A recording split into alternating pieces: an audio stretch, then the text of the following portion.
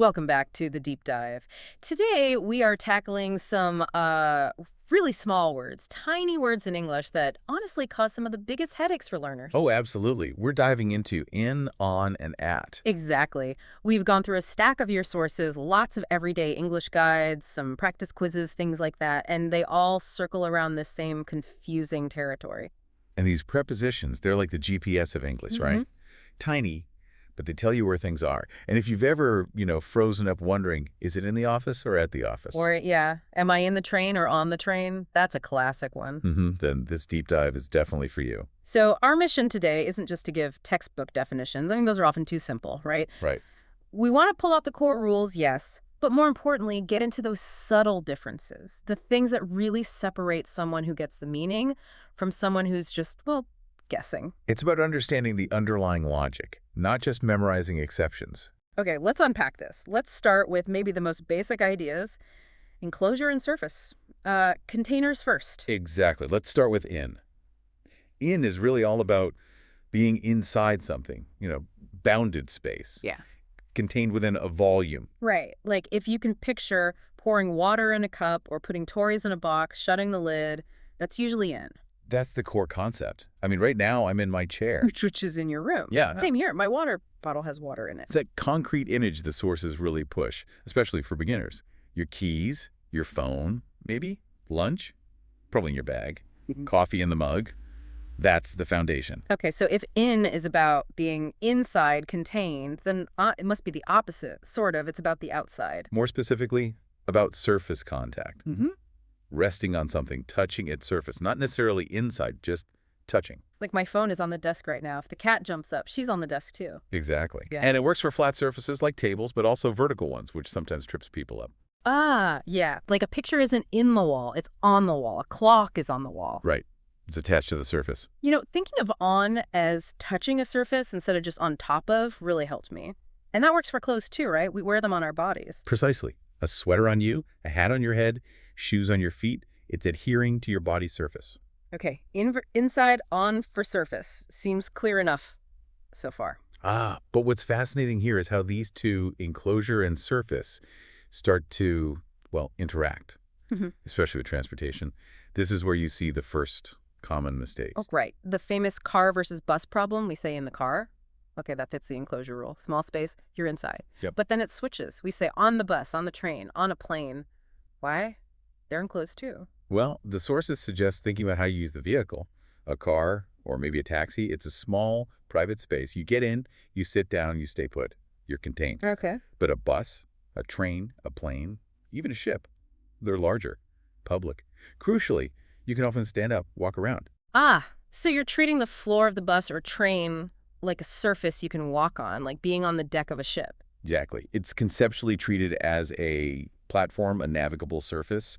You're less in a sealed box and more on a moving floor. So in a car, in a taxi, but on a bus, on a train, on a plane, on the subway. That actually makes a lot of sense. The walk around rule. It's a really useful way to think about it. Large public transport versus small private transport. Okay, that clears up in and on quite a bit, especially the transport thing. But then there's the third one, at. It feels vaguer. Where does at fit in? At is different. It's not primarily about enclosure or surfaces. It's about a specific point, a location, or sometimes just a general vicinity. Think of it like a pin on a map. So less about the physical relationship inside-outside and more about just being there, the location itself. Precisely. That's why some of the most common phrases use at, like I'm at home or I'm at work. You're not necessarily saying you're in the building, just, Yeah. that's your location, your general zone of activity. Okay. So at school, at the library, places where you do something. Yes. Or specific destinations or events. You meet someone at the cinema. You buy groceries at the supermarket. You go to a party at a friend's house. It defines the place as the focus point, regardless of whether you're technically inside or outside the door at that exact moment. You got it. If you think about it, in and on describe the physics inside or touching. At describes the coordinates, the purpose, the meeting point. Okay, that framework helps. Physics versus coordinates. But they can still overlap and get confusing. Exactly. Here's where it gets really interesting. When the same place could potentially use different prepositions depending on the context or what you mean. Let's go back to the car. Okay. We said you ride in the car. enclosed. Right. But what if I call you, I'm running late, and I say, "Where are you?" You might reply, I'm at the car waiting for you. "Ah." So in the car means you're inside, maybe driving or ready to go. But at the car means you're near it, beside it, using the car as a location marker. Exactly. Proximity, not enclosure. You're at the location defined by the car. Same physical object, different relationship. Okay, that distinction is clear. What about bigger areas? Like a park. The sources had examples like, we spent the afternoon in the park, but also, let's meet at the park. Yeah, that's a great example of volume versus a specific point. When you're in the park, you're inside its boundaries, walking around on the grass, using the space. Immersed in the area. Right. But when you say, "let's meet at the park," you often mean a specific point associated with it, usually the entrance or maybe a landmark just outside or inside. So if I text you, I'm at the park entrance, I'm using at for that precise meeting spot. But talking about my day, I'd say we had a picnic in the park. Perfect. At is the pinpoint coordinate. In is the broader experience within the defined area. Precision versus volume. Okay, now for the ones that feel less logical, more human. The chair and the bed, this always confused me. I sit on a chair, obviously. There's standard dining chair, yes. Flat surface, you sit on it. But sometimes you hear people say sitting in a chair. Why? Ah, this one depends on the type of chair. Think about a big, soft, comfy armchair. One with sides, arms. It kind of surrounds you. Oh, so if the chair sort of encloses you, like you sink into it. Exactly. It combines that idea of enclosure with comfort. You're nestled in the armchair, but you sit on a simple stool or dining chair. So the preposition reflects how cocooned you feel. I like that. I'm definitely sitting in my comfy office chair right now then. And the bed works similarly, but it's even more about intent. If you're just sitting on top of the covers, maybe reading or folding clothes. Then you're on the bed, surface contact again. Right. But the moment you slide under the covers, ready to sleep or just resting. You get in the bed because now you're enclosed by the blankets inside the sleeping space. Precisely. Your intent sleeping, resting, and the act of getting under the covers shifts a preposition from on to in. It's about entering that designated resting container. Container and intent. Got it. Let's try another tricky pair. Huh. In the street versus on the street. I definitely messed this up once. I said I saw a friend in the street. And people probably thought he was standing in the middle of traffic. Yes, exactly. Why? Because technically, in the street refers to the roadway itself, the part where cars drive. It often implies being somewhere you shouldn't be, somewhere potentially dangerous. Ah, okay. So if I just saw him walking along, maybe on the sidewalk or just generally outside. You should have said you saw him on the street. On the street is the general term for being out in that public space. Could be the sidewalk, pavement, just the general area along the road.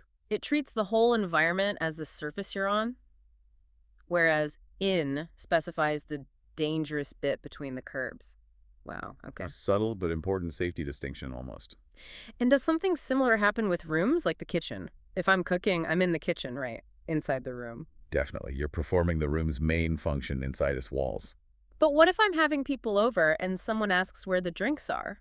I might say. You might point and say, they're at the kitchen. Right, even if they're just inside the doorway or on a counter nearby. Why at? Because you're using the kitchen as a general location marker, a point of reference, especially for someone who isn't there yet. It means go towards the kitchen area. So it gives the coordinates the general destination without insisting you must be fully in the room. It's directional. Exactly. A practical shortcut for in the vicinity of the kitchen. Wow. Okay, looking at these pairs, car, park, chair, bed, street, kitchen, it really shows these aren't just vocabulary. They're about relationships, intent, context. They really are structural tools for expressing precise relationships in space and purpose. Mastering them feels pretty key for sounding, natural. It absolutely is. And if we connect this to the bigger picture, while in show's enclosure and on show's surface contact, think about how often etymolo implies a purpose or a state. You're at work, at school, at peace, at a disadvantage. It's a conceptual point, too. That's a great way to put it. Purpose or state. So fluency isn't just rules, it's understanding the relationship between you, the thing, and why you're talking about it. Absolutely. Internalizing the logic beats memorizing lists any day. Okay, so just to quickly recap those key examples from the practice quizzes, make sure we've nailed them. A cat hiding. Definitely in the box, fully contained, Keys you just put down. resting on the table. Surface, where you probably are right now, listening, Most likely at home or perhaps at work. General location. and commuting on public transport where you can stand up. You are on the bus, on the Mhm. train, navigable surface. Got it. These little shifts are everywhere in daily conversation. Getting them right makes a huge difference in clarity. It really does. And the best advice is, use it immediately. Don't just listen. Actively say the sentences. When you make coffee, think, the water goes in the machine, the mug is on the counter, I am at the kitchen. Make it active. Good advice. Okay, so here's that final provocative thought pulled from one of the trickier exercises we saw. Look around you right now, wherever you are. Mm-hmm. Find something that is clearly on a surface. Your phone on the table, a book on the shelf, whatever. Okay, got one. Now, challenge yourself. Can you imagine a situation, a context, where you might refer to that same object as being at that surface instead of on it?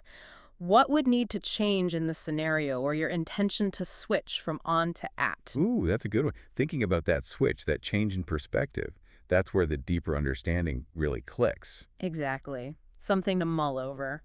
Well, that wraps up our deep dive into the tiny but mighty world of in, on, and at. Thanks for navigating the nuances with us. Keep practicing, keep noticing, and we'll catch you on the next deep dive.